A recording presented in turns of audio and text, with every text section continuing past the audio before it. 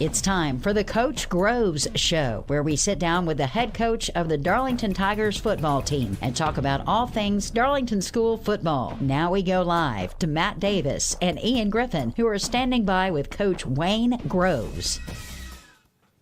Yes, we are standing by with Coach Wayne Groves. It is time for the inaugural edition of 2025.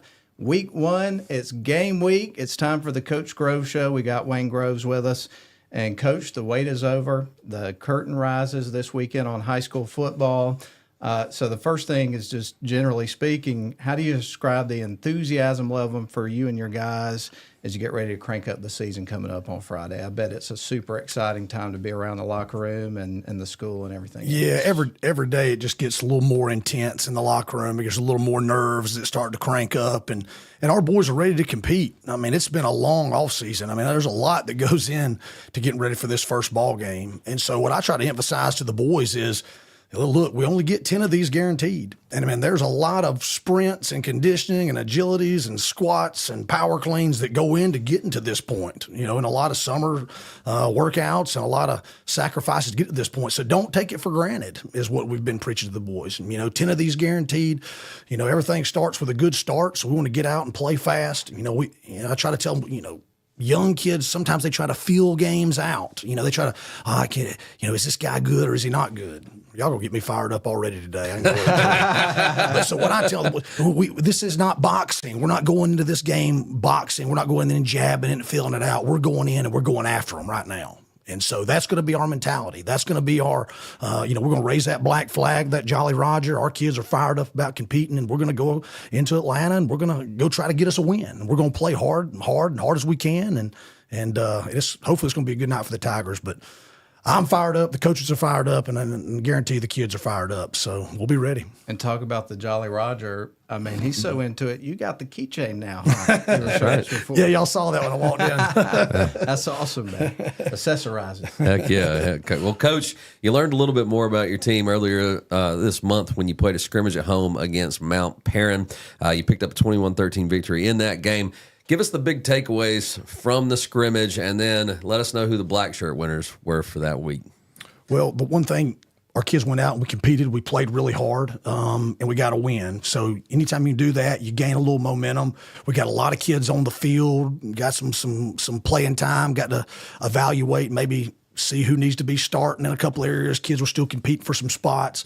So to be able to do that, come out with a win, and injury-free, that's what you want, and then have 2 weeks to prepare for your first ball game. We feel really good in the position that we're in right now and where we came out of the scrimmage.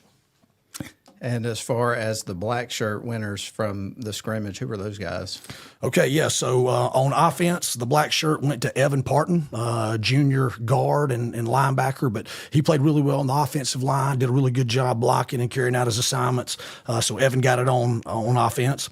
On defense, Bryson Jones, our three-technique D-tackle, got it. Bryson is really strong. He's playing really well with his hands, and he whipped a lot of double teams against Mount Perrin and really caused a lot of havoc in the backfield on some of their midline and veer plays. And so Bryson in there grinding it out, playing his position really well. He got the defensive black shirt. On special teams, Miles Twyman got the black shirt. And if you remember there in the third quarter when Mount Perrin scored, our offense fumbled the ball. We gave them an opportunity. They picked it up, scooped, and scored. And they get a chance to kick the extra point to tie the ball game, and Miles blocks the extra point off the edge, and then we're going to preach those things. We're going to preach making big plays on special teams. But even if we hadn't scored again, that would have been the difference in the ball game. So Miles' effort there and taking pride and coming after that big down on special teams, the extra point attempt and blocking it, he gets the black shirt for special teams. Simulation offense, I got a young guy that I really like, and his name's Mike Barron. He plays running back and linebacker. Mike is going to be a really good player, and he works hard every day. He's getting stronger. He's getting faster. He's getting more powerful. He's just got a few guys ahead of him that are older guys that he just can't quite beat out yet. But he gets in there on simulation team, and he does a really good job blocking on offense and giving us a great look. On defense simulation, and he ended up getting the black shirt in the black shirt award at the banquet last year. But junior linebacker Grady Ferguson, who ended up playing a lot of linebacker last week and played really well against Mount Perrin. But Grady is when he's not on defense, he's in there helping us out on simulation offense or simulation defense. So he got the black shirt on defense. Well, Coach, moving into our next question as we get ready for game week, which is here. It's just so hard to believe it. It seems like every year that the season gets here quicker. And then as you pointed out earlier, you can't take it for granted because it's over just as quick as it starts. The football season flies by, no question about that. But one of the things that happened during the off season, Coach, was the fact that you guys have a new athletic director at Darlington. And, of course, you know, people that have been around Darlington for a while, certainly a familiar name.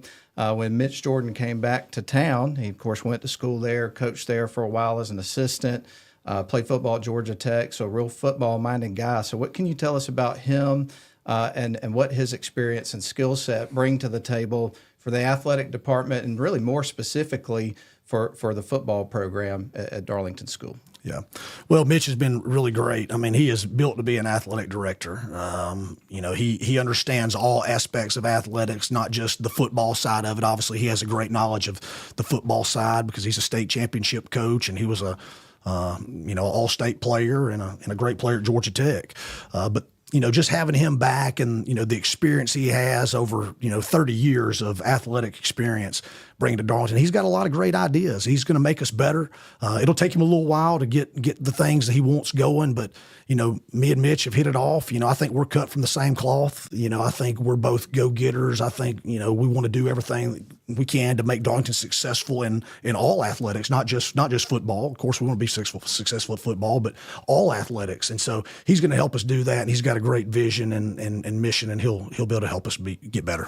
Excellent. Well, Coach, final question of this segment. As you get ready for your third season, hard to believe that, at the helm of the Tigers to kick off, what are the areas that you feel your program has made the biggest strides in terms of achieving your vision for the program? Yeah.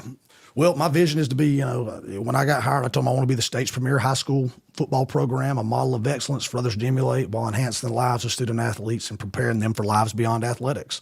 And that's a three-part mission. We're going to invest in character with the boys. We're going to invest in, academic development as well as football development.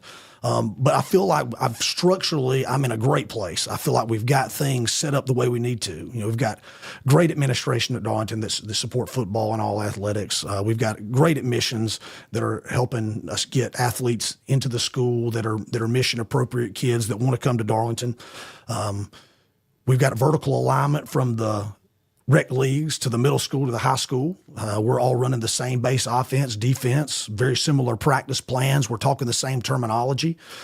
Strength conditioning, we're vertically aligned from third grade all the way up, making sure our kids are developing and getting stronger, more agile, quicker, more explosive, all those things.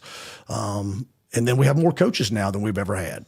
So we have full varsity staff, full middle school staff, and our youth league staff is great. And so I feel like we're in a good position now. We just need to keep working the plan. Hopefully we'll attract some more kids that want to come to Darlington and be a part of us and, get more kids out there participating in football. So I feel like we're in a really good place. And, now we just got to keep working and keep getting better and keep improving.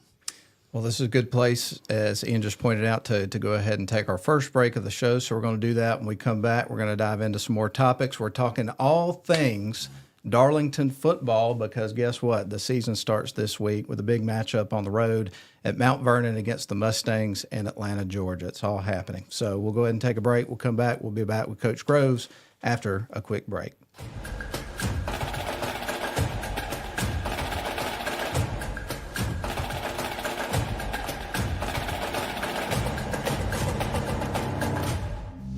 Are you shopping for a new car, truck, or SUV? Riverside Auto Group has a location to meet your needs. Browse their selection online at riversideautogroup.com or visit with them in person at Riverside Chevrolet GMC in Rome, Riverside Toyota in Rome, Riverside Nissan in Rome, or Riverside GMC Cadillac in Cartersville. Locally owned and operated by the Welburn family since 1974. That's Riverside Auto Group.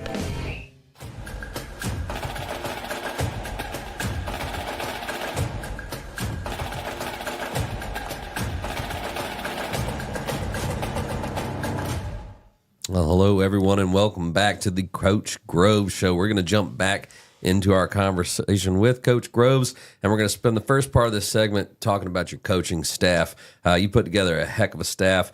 Tell us about the guys that make up this 2025 crew.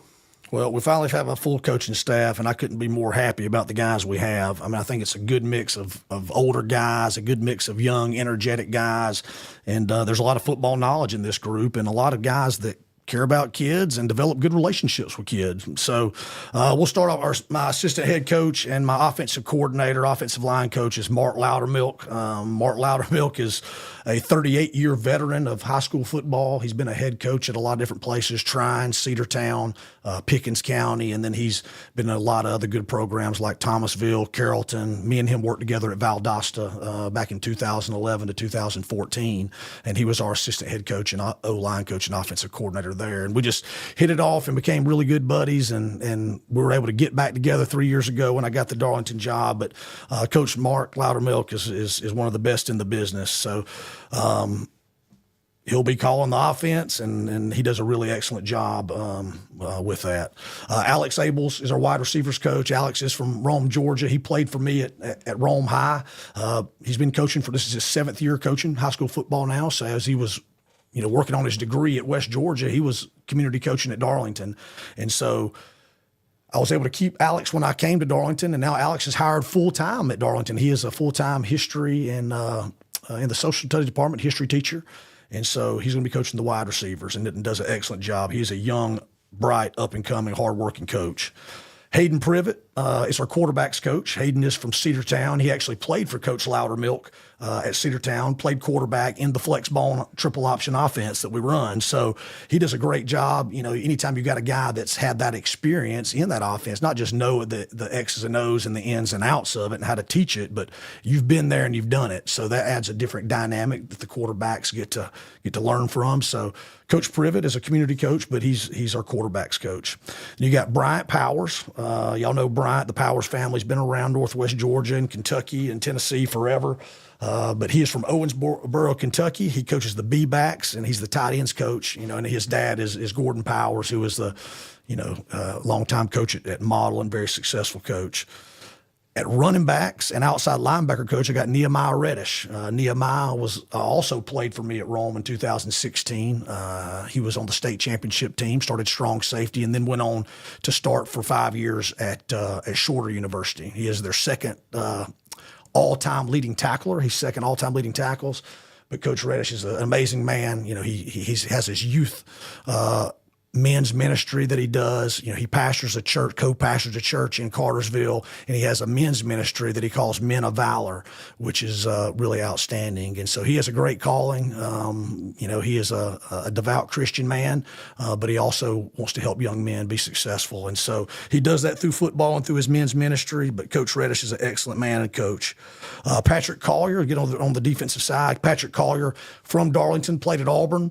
He is our DB's coach and our special teams coordinator. He does an excellent job and a very hard worker. Jamarcus Chapman coaches the D-line. Coach Chapman played for us at Rome in 2016 and 17, and then went on to play at Florida State and Troy University. So he coaches the D-line, and he's doing an excellent job. Another young coach, Kobe Nadeau, is an varsity assistant. He is my middle school defensive coordinator, but he kind of pulls double duty.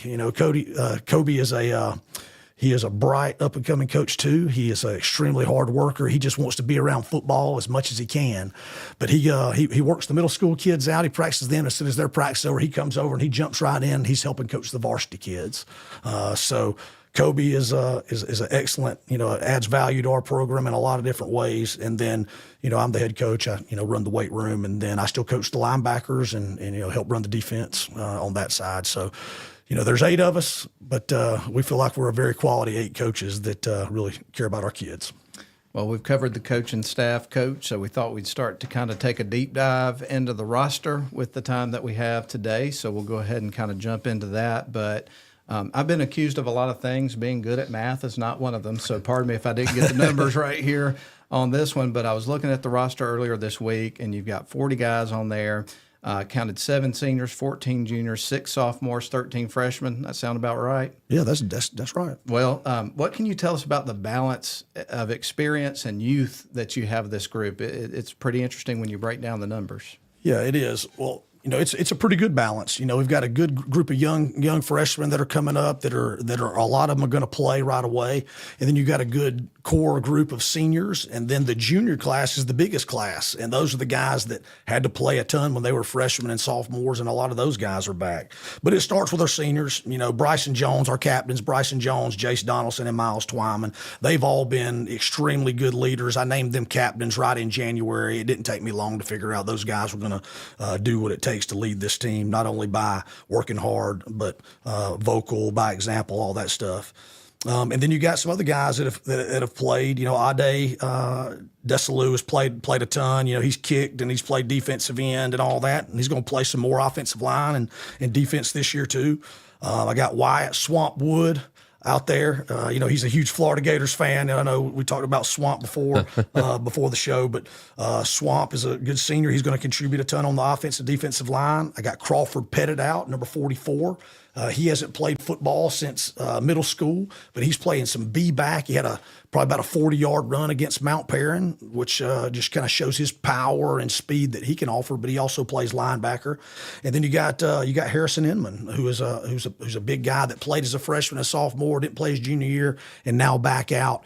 And we look for him to step in and be a factor on the defensive line too. So you got a good group of seniors right there. But then probably the core of the team is mostly juniors, and so you have a ton of junior starters and guys that played, like Bodie Powers, running back Bodie Powers, and safety Nate Konchesky as a receiver to safety, Stuart Grigsby at free safety, Trey Moore at wide receiver and cornerback, Brooke Temple at running back and corner, Grady Ferguson outside linebacker, Ty Wood at O-line and linebacker, Evan Parton at guard and linebacker, and then Colton Moman at tackle.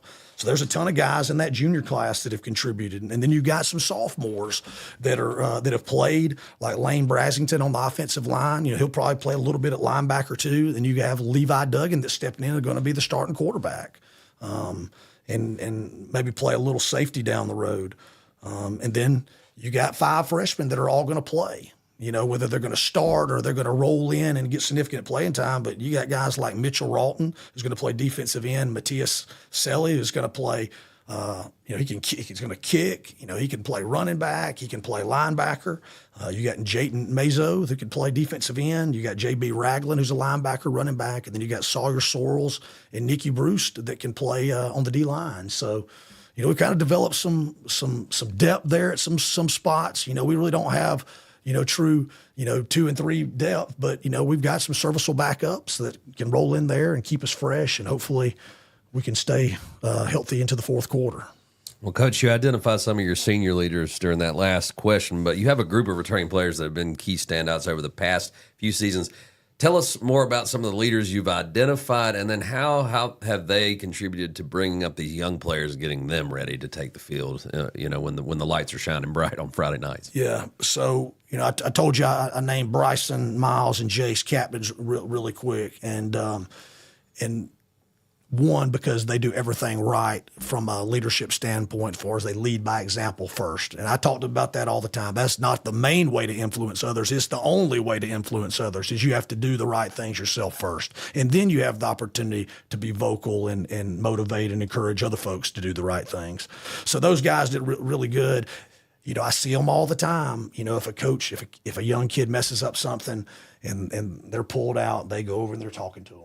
They had a meeting about a month ago. I walk up, this is after practice during the summer. It's probably middle of July. And I walk upstairs of the Huffman, and the seniors have got the freshmen in there, and they're telling them all the things they need to know about being a student at Darlington. This is what you need to do. This is what you don't need to do. This is what you need to do. And I just think, they just did that on their own, and that just shows how much they care about those young guys, because they don't have an obligation to do that. They did it because they know it's the right thing, and they want those other guys to be successful and have a good experience. 2 weeks ago, we have our Super Tiger Awards. We have our picture day. After picture day, we go up and we have our big barbecue lunch. We have all the cheerleaders, parents, families, everybody comes in. We do a big barbecue lunch, and then we do summer awards. Well, I come up, and every one of our football players is wearing a collared shirt polo. And I said, hey, did y'all plan that? And Miles was like, yeah, that was a senior's idea, Coach. We said, we told them we're going to wear polos for the awards today. And I thought, again, that's another thing that I didn't have to tell them to do that. They just thought, hey, we're going to do something. We're going to be a little classier. We're going to be all together on this, and we're going to wear a collared polo shirt for the awards. So it's just little things like that they do all the time. But I'm blessed to have leaders like that. They're great kids, and they're also great football players. So we're in a good situation there.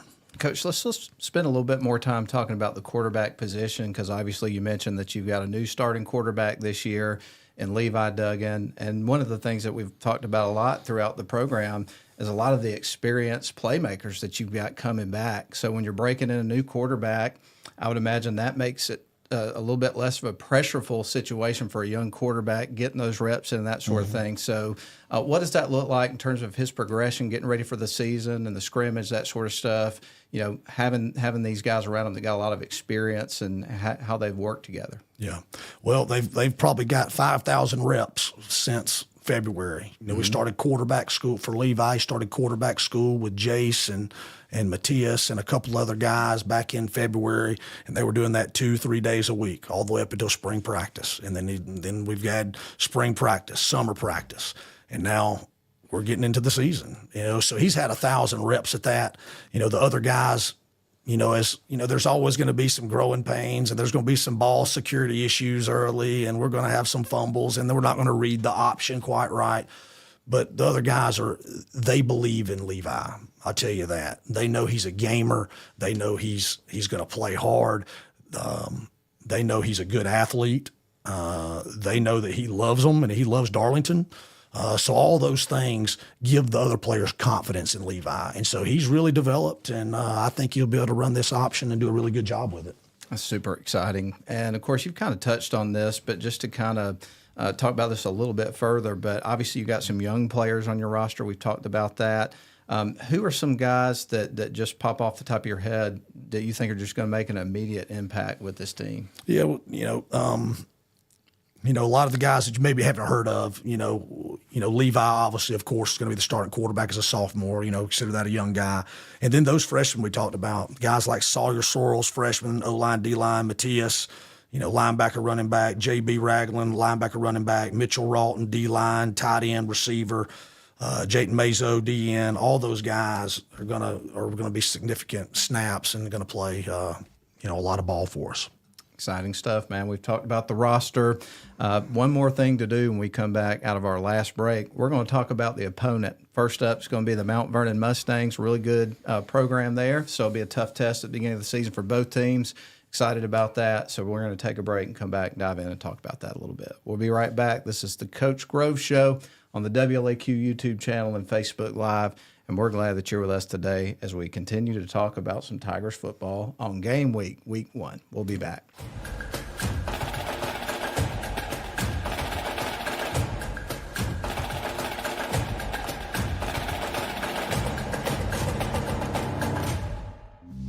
Are you shopping for a new car, truck, or SUV? Riverside Auto Group has a location to meet your needs. Browse their selection online at riversideautogroup.com or visit with them in person at Riverside Chevrolet GMC in Rome, Riverside Toyota in Rome, Riverside Nissan in Rome, or Riverside GMC Cadillac in Cartersville. Locally owned and operated by the Welburn family since 1974. That's Riverside Auto Group.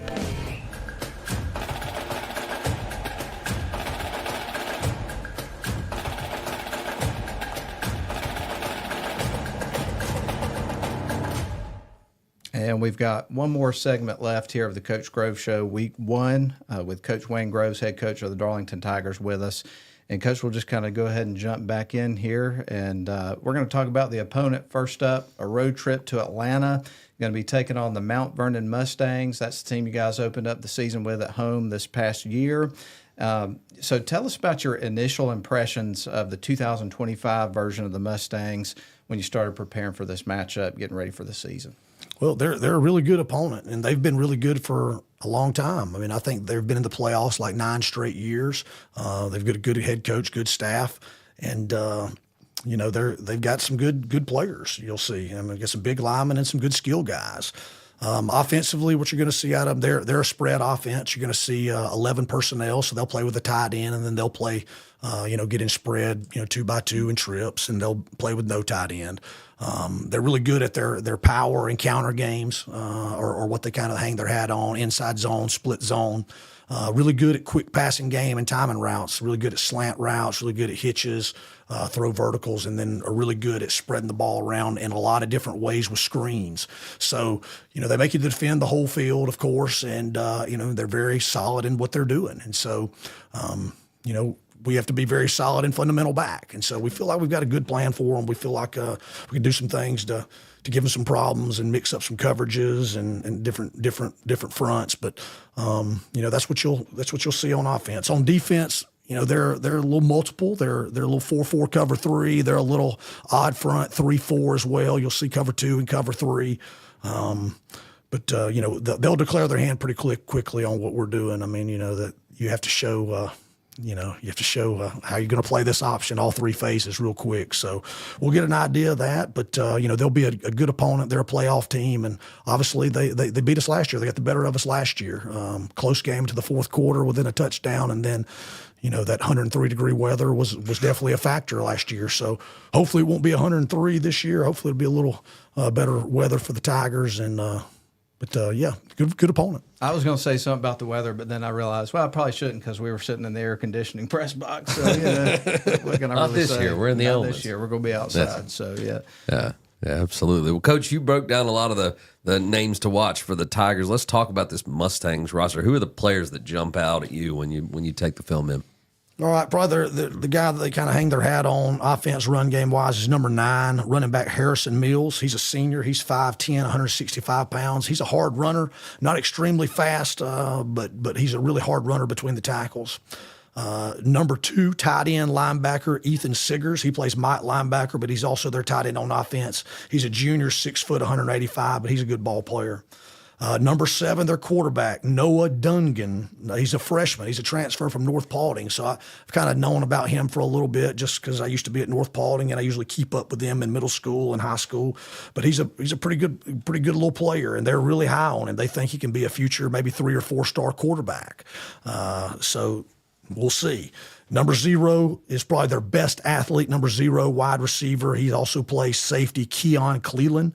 He is very quick, junior receiver, 5'10", 165 pounds. He is a weapon on offense and a great route runner. And then 2 linemen that'll stand out, and they're both starters on the O-line and D-line. Number 59, he's the left tackle, Will Shue. He is a junior. He is 6'1", 280 pounds. And then you got number 61. He is a left guard, and also starts on the D-line, Graham Schwab. He is a junior. He is 6 foot. He is 265 pounds. Well, this is the Coach Grove Show, and this question, I guess, is a little bit different because, typically the game times are pretty typical. It'll be about 7:30, and then there you go. Last year it was unusual because you had the weather situation, got delayed to the next day. You talked about playing in the hot afternoon sun on a Saturday after everything shook out. But this year, the kickoff time is at 4:30. So I know when fans looked at the schedule to try to make their plans and that kind of stuff, they were like, is this right? And it is correct. So what's the reason behind a 4:30 kickoff for this game, Coach? Well, Mount Vernon doesn't have lights at their stadium. That'll do it. So, and I don't know. I think they think it's a huge advantage for them not have lights because it definitely puts your opponent, when you come in there, you're at a different scenario, a different circumstance than you've ever been before. Now, fortunately, we've played some games. Our playoff game last year was an afternoon game, and we had to play last year. So our kids are kind of familiar with it, but this is a normal routine for them. So, we try not to make a big deal about it. Every day, I've told you, we practice. We're on the field at 4:15 every day. So we're practicing at 4:30. So it should be no different for us. We're practicing in that same heat, that same elements that we normally do. But yet, that's where the game at 4:30 at Mount Vernon. And so, when it's there, I have no say so in it. If it was me, we'd be playing at 7:30 or 8 o'clock at night. But they come to Darlington, that's what we'll do. But when we go there, they get to pick the game time. So it'll be 4:30, and we'll be there on time and ready to go. Well, Coach, I know routine is a big part of how you prepare your team to play. You're headed on the road to start the season. We talked about it being a weird time to start, but you also have to make the trip down there. Talk to us about the keys to having your guys ready to play on the road and what you'll consider a successful road trip to start the season. Yeah, so routine is key. You know, we want to be as normal as possible. You know, the kids they'll come in at 9:30 a.m. And then we'll start our normal routine. We'll do a little bit of weightlifting. We'll do some light weightlifting, kind of get them moving, get them going, wake them up. Then we'll do our equipment pass out. We'll pack our bags, and then we'll do position meetings. Then we'll do our offensive, defensive walkthroughs. We'll do special teams meetings. We'll do special teams walkthroughs. Eat lunch at 11:55, and then we're on the bus at 12:30, and we're heading to Mount Vernon. We'll arrive at 2:30, and then we're in our pregame routine. Starting at 3:20, we'll be on the field and warming up, and kick off at 4:30, ready to roll. Excellent. Well, I've got to ask, this is how we close every show out. What's the uni combo to start the season? Are you going Stormtroopers? Yeah, I think, with an afternoon game, I always look at, what do we need to do? I think it could be hot, so let's be as cool as possible in the white on white Stormtrooper look, and let's try to keep those uniforms cool and keep our heat down a little bit. Well, folks, it is here. It is time for the 2025 season to kick off, and this has been the first edition of the year of the Coach Grove Show here on the WLAQ YouTube channel, Facebook Live, or you may be listening to the radio edition ahead of the pregame on a Friday evening. However you're joining us, we're just glad to be here, and we're glad it's time for the football season, and do want to take an opportunity as we wrap up the show to thank Coach Groves for your time today, man. It's always a pleasure to talk football with you, and we're excited about the season getting started and want to wish you the best of luck to you and your team this year. Shoot, yeah. It's going to be an exciting season. Again, we're never going to be the biggest, fastest, or the strongest, but I tell you, our kids will represent Darlington in a first-class manner, and they will play as hard as they possibly can for 48 minutes. So they'll be fun to watch, and if you can, by all means, be there at Mount Vernon at 4:30 and help the Tigers hopefully pull through with a win. It's a great excuse to take a half day at work, right? I'm telling you. Hey, we're just lucky that's our job to be there anyway. We won't be anywhere else, and we're excited to be there. In case you can't be, obviously, like Coach Grove said, the team needs you. They feed off that energy, so be there. But if you can't, you'll be able to watch on the live stream produced by Northwest Georgia Media on the Darlington channels, and then you can also listen on the radio from your desk at work or whatever it is you got going on. We'll have coverage for you. But, again, thanks for tuning in. Thanks, Coach. And that's going to put a wrap on the first edition for the season. It's all getting cranked up. Thanks for being here, everybody. We'll wrap up. This has been the Coach Grove Show. Take care. Have a great evening. Thank you for tuning in to this week's edition of the Coach Groves Show. We invite you to join us again next week as we discuss all things Darlington football with head coach Wayne Groves. Go Tigers!